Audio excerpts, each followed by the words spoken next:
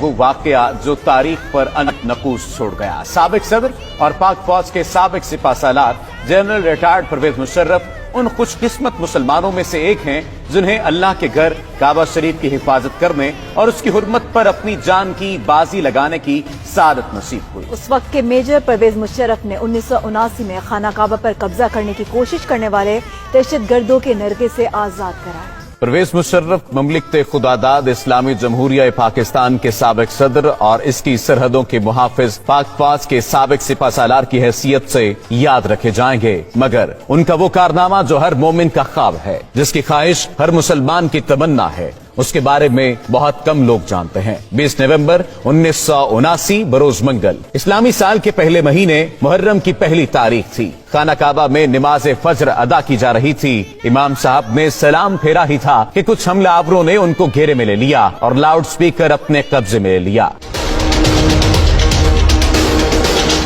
اس وقت حرم شریف میں ہزاروں نمازی موجود تھے۔ حرم شریف کے ان حملہ آوروں کا سرغنہ 27 سالہ محمد بن عبداللہ القحطانی تھا، جس نے 4 سال تک مکہ یونیورسٹی میں اسلامی قانون کی تعلیم حاصل کر رکھی تھی۔ اس نے لاؤڈ سپیکر پر اعلان کیا کہ وہ اس صدی کا امام مہدی ہے، میرے ہاتھ پر سب لوگ بیعت کریں۔ He told a certain person to stand up and called him to the microphone and he said, "O Muslims, this is your Mahdi.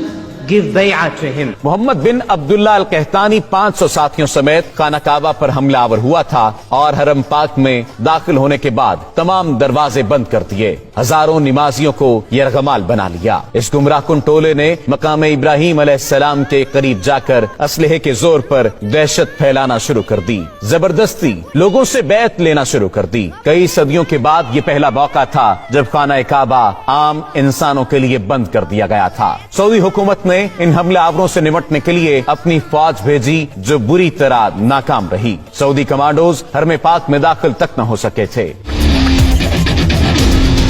یہ خبر جنگل میں آگ کی طرح پوری دنیا میں پھیل گئی کہ خانہ کعبہ پر دہشت گردوں نے قبضہ کر لیا ہے۔ یہ سن کر مسلم امہ میں غم و غصے کی لہر دوڑ گئی۔ اس وقت خانہ کعبہ کو نقصان پہنچائے بغیر دہشت گردوں کا خاتمہ ممکن نہیں تھا، کیونکہ سعودی فوج ایسی مہارت نہیں رکھتی تھی۔ اس وقت سعودی حکومت کا فرانسیسی حکومت کے ساتھ دفاعی معاہدہ بھی تھا، لیکن فرانسیسی کمانڈوز غیر مسلم ہونے کی وجہ سے خانہ کعبہ میں داخل نہیں ہو سکتے تھے۔ تب سعودی فرمانروا شاہ خالد نے خانہ کعبہ کے دفاع کے لیے پاکستانی حکومت سے رابطہ کیا اور کہا کہ پاک فوج بیت اللہ کا دفاع کرے۔ اس وقت جنرل ضیاء کی حکومت تھی اور پاک فوج تو پہلے ہی بیت اللہ کے تحفظ کے لیے تیار بیٹھی تھی۔ SSG کے کمانڈوز پر مشتمل ایک خصوصی دستہ ترتیب دیا گیا اور اسے حرم پاک کی پاسبانی کے لیے سعودی عرب روانہ کیا گیا۔ SSG کے ان کمانڈوز کی قیادت ایک میجر کو سونپی گئی، اس کا نام میجر پرویز مشرف تھا۔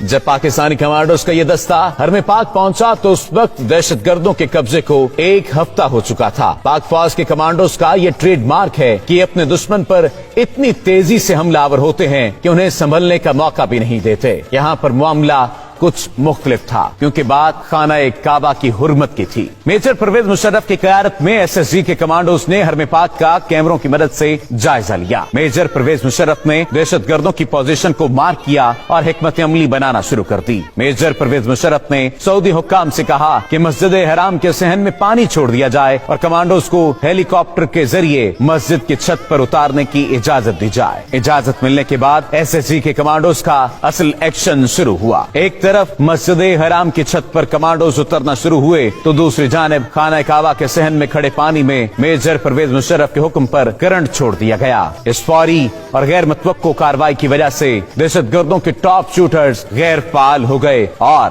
SSG کے کمانڈوز کے سنائپرز نے فضا سے ہی دہشت گردوں کو نشانہ بنانا شروع کر دیا۔ جو ہی SSG کمانڈوز کی پوزیشن مضبوط ہوئی، صحن میں چھوڑی گئی بجلی بند کر دی گئی اور کمانڈوز بجلی کی تیزی کی طرح دہشت گردوں پر جھپٹے، انہیں قابو کر لیا۔ زندہ بچ جانے والے حملہ آوروں کو گرفتار کر لیا گیا۔ دہشت گردوں کا سرغنہ محمد بن عبداللہ القحطانی اسی آپریشن کے دوران پاک فوج کے کمانڈوز کی گولیوں کا نشانہ بن گیا تھا۔ میجر پرویز مشرف کی ذہانت اور SSG کمانڈوز کی دلیری کی وجہ से कम नुकसान हुआ और दहशत गर्दों के मजमूम अजाइम को खाक में मिला दिया गया। ये वही मेजर परवेज मुशर्रफ था जो बाद में पाक फौज का सिपा सालार बना और पाकिस्तान के सदर का हुदा भी संभाला। इसी वजह से आज तक सऊदी हुकूमत परवेज मुशर्रफ की इज्जत व तौकीर करती है और उनके लिए खाना काबा का दरवाजा खोला जाता है। सऊदी हुकूमत समेत पूरी मुस्लिम उम्मा परवेज मुशर्रफ की शुजाअत और बहादुरी की गर्वेदा है।